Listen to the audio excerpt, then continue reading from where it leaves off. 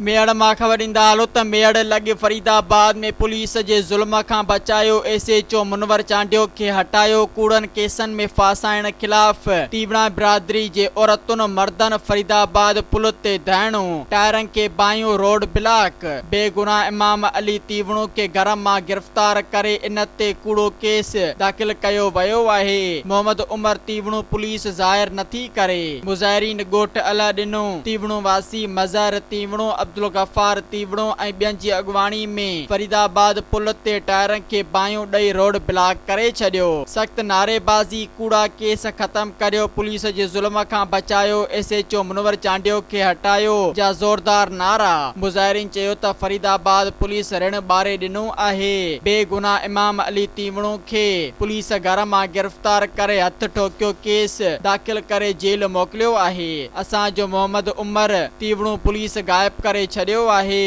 SSP दादू खां घुर कई त SHO मुनवर चांडियो खे हटाए असां सां इंसाफ़ कयो वञे। सब्सक्राइब कयो अवामी न्यूज़ HD खे ऐं ताज़ा तरीन ख़बरुनि लाइ ॾिसंदा रहो अवामी न्यूज़ HD।